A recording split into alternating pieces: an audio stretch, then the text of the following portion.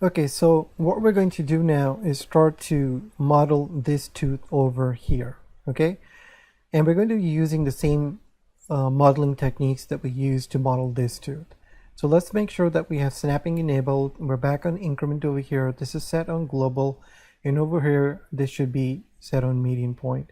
And over here, let's just do edit mode under mesh edges. Make sure that the shortcut key control is here because we're going to be using it. So I'm just going to zoom out over here, shift middle mouse button to look at this. So this is how we left everything in the previous lesson in edit mode. So again, just do A to select, A to deselect, and remember if you do Alt H, it will just bring everything back that we had hidden. So I'm just going to do H to hide this again. Now we don't want this side over here to come in the way. So under the modifiers tab, make sure that you click this thing over here off so we can look at the other side. Shift middle mouse button to just zoom in over here. So let's do Control R first and add an edge loop, left click and then right click. Now go ahead and press the period key to home in on it so you can rotate around it with the middle mouse button. Now you're going to do Control R, you're going to do left click and then right click, do Control R, left click and then right click over here. Next, we know that we have to press the Alt key down and click on this edge loop. So if you look at it from the bottom, we need to scale this, press the S key, do 1, 2 and then 3. And we're just going to do W and smooth so it'll look a little circular. Then press the 3 key to go to the right view, and we're going to bring this down. And the reason we're doing this is because when you do smoothing, it moves this up a little bit. Next, what we need to do is just zoom in over here. Click on this edge, shift key down, this one and this one. Rotate over here, press the shift key down, click on this edge, these edges over here. Just do W smooth 1, 2. Press the shift key down, deselect this edge, deselect this edge. It should be like this. Do W smooth 1, 2. Then click on this edge, shift key down this one, do W smooth 1, 2, 3. Okay, so now we're going to rotate on this side and click on this edge. Now it's better to just go to the top view and click on this red arrow, take it to the left, 1, 2. Click on the green arrow, bring it up, 1, 2 over here, like so. Now we're going to click on these edges. Click on this edge, rotate over here, shift key down this one, look at it from this side, press the shift key down, click on this one and this one, then just press the 7 key to go to your top view, do W, and then just do smooth. Now you're going to click on this edge again, shift key down this one, right? So I'm just reselecting these edges. Go to the top view by pressing the 7 key, and you're going to take this to the left over here. Okay, now what we want to do is click on the, well, actually we're going to do Control R to add an edge loop over here first. Left click and then right click. Now let's go to the top view over here, and we're going to click on the vertex select mode. Click on this vertex, shift key down this one and this one. We're going to scale this, press the S key, scale it in like before, 1, 2, 3, 4, 5, 6. Left click to confirm. Now this time we need to move it to the left. So we're going to do 1, 2, 3, then click on this one, shift key down this one and this one, just move it to the left, 1, 2. Okay, now click on this vertex, shift key down this one and then this one, then go to your right view and shift middle mouse button. And basically what we need to do is just make sure that when we bring it up, it gives us that curve that's going, right? See this curve from the top, it goes below. That's what we're looking for. So here I'm just going to click on the blue arrow, do 1, 2, 3, 4, and we're just going to do 5, okay, for now. And we're going to click on this middle vertex, press the 3 key to go to the right view, and just press the Z key, and we're going to bring it down 12 nudges. Click on the blue arrow, do 1, 2, 3, 4, 5, 6, 7, 8, 9, 10, 11, 12. Press the Z key over here, okay? Now, what we need to do is actually adjust a few things over here. So we're going to click on the edge select mode, and well, actually we're going to adjust this later. Let's actually come in here and first do this. So we're going to click on this edge, shift key down this one, this one, this one. We're going to do Alt V like we did before, left click to confirm, and press the shift key down and then click on any missing edges, right? It's always going to be a different result. I'm not sure why that happens. Press the shift key down and you're going to add these edges. Now this is something we didn't do in the previous two. We're going to select it over here. Just do W smooth 1, 2, 3, 4, 5, and press the Alt key down, click on this edge loop, press F, A to deselect. Now if you do tab, you can see that how this is starting to become the tooth that we want. Okay, so again, like I said, like these two over here, we need to actually adjust these. So we're going to do tab to go into edit mode. Let's click on this one first, and go to the right view. We're going to do W and then smooth, so it's going to bring it down. We're going to press the shift key, then click on this and take it to the right 2 times, then click on this and bring it up 1 time over here. Okay, then over here we're going to rotate over here, click on this one, do W and then smooth, then go to the right view and take it to the left 1 time and bring it up 1, 2. Remember, we're making sure that we get like this nice curve going down in here. So just do the middle mouse button, click on this one, go to the right view and just bring it up 1 time over here, and also on this one, and press the 3 key. You can press the Z key to see what you're doing, and bring it up 1 time over here, press the Z key over here. Now we're going to click on the vertex select mode and click on this vertex. Now we can do Control 3 to go to this side and bring it up 1, 2 over here. Okay, now if you do tab, you can see that what we've got is a tooth that's a little elongated over here. That's exactly what we want. And now we're just going to come in here and click on the edge leg. Click on this edge, do Control A, 1, 2, and click on this one, do Control A, and just do tab. So you can see that I really don't want to mess around with this tooth too much, right? We want to keep it a little different than what this is. So now what I want to show you over here is really looking at this from the front view. Okay, so here I'm just going to show you. Now you know that here when I click this in the grease pencil tab, if I click on draw, I'll be able to draw, and over here it's all automatically going to create the layer. Okay, now I just want to show you what I'm going to do is actually draw some lines that are going to go around this edge. Okay, so if I press the D key, I can accomplish the same thing. Now remember, I have continuous draw on. Okay, so if I press the D key, if I click my left mouse button and just let the D key go, I'm not pressing it anymore, I can actually start to draw very quickly. So here I'm just going to trace this to show you that we got this angle.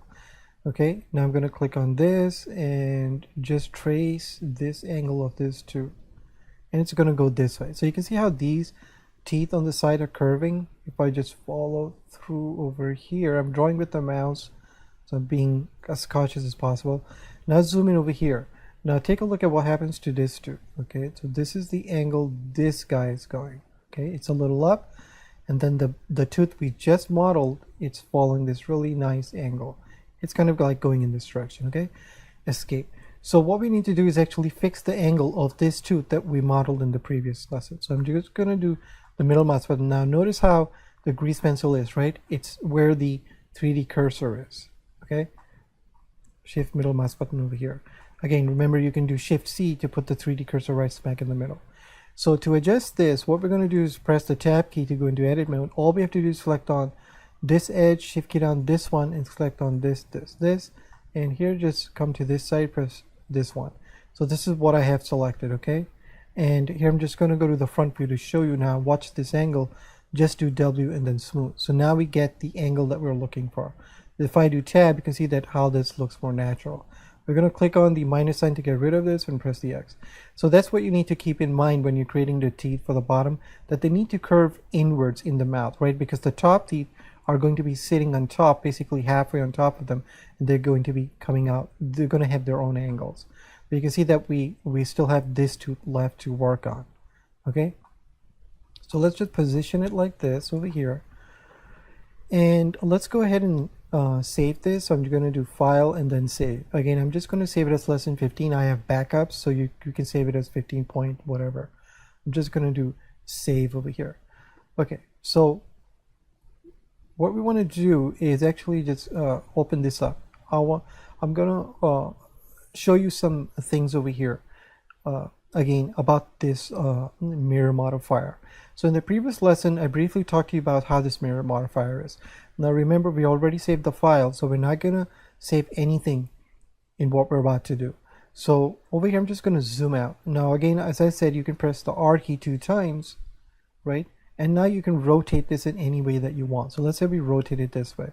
And if you press the 1 key, again, you'll get this view. And as you remember, if you do Shift 1, you can look at it from the local view. Okay, so you can see that the question is, well, how does the mirror modifier even know how to mirror this guy correctly, regardless of the fact that we rotated it, right? Because if I press the 1 key over here, click on this red arrow, you can see that I can even move it anywhere that I want to, right? So we already established in the previous lesson that the mirror modifier depends on these values for the rotation over here, and it also looks at the values over here for the location, right? So it's really looking at this little orange guy over here, this orange dot. So basically it's being done at the local level. Okay, now if you go and press the tab key to go into edit mode, just do Alt H to bring it back, because we're not saving anything, and we're just going to click on this A to D select. Right, so now notice that if I do A to select everything and now press the R key 2 times and now start rotating, you can see that how the object is really changing in really mysterious ways, right? Again, the reason for this is if you do Shift 1 to look at this, let's do 1 over here. Let me do tab first, Shift 1. Now I'm going to do tab to go into edit mode. If I press the R key 2 times, you can see that what it's really doing, it's rotating the wireframe, right, and it's looking at the distance of each vertex based on where this origin is. So this is how the mirror modifier is working, right? So I press the R key 2 times, you can see how this is working over here. Okay, just zoom out and now just do tab over here. So you can see that in object mode, when you rotate something over here, these numbers change, and over here if I press the R key 2 times and rotate anything, the numbers are not going to change. See, if I do this weird shape, left click and do tab, you can see the numbers are exactly the same as we left them. Okay, so it's in object mode. So the mirror modifier is always looking in object mode at what this origin is doing, and the wireframe that surrounds its origin is independent of what this guy is doing. Okay, so I'm just going to bring that back. Now you have to really think about what I'm showing you over here as to what's going on. Really set the local level. So I'm just going to bring this back to where it was. Right now, if you take a look, if I do Shift C to make sure that the 3D cursor is over here. Now I want to move this 3D cursor on the x-axis, so I can just come in over here, click on this, press the X over here, and just click my left mouse button and start moving the 3D cursor. So see, the 3D cursor is moving over here. Okay, so really we can move this 3D cursor anywhere we want by left clicking, or we can move it over here.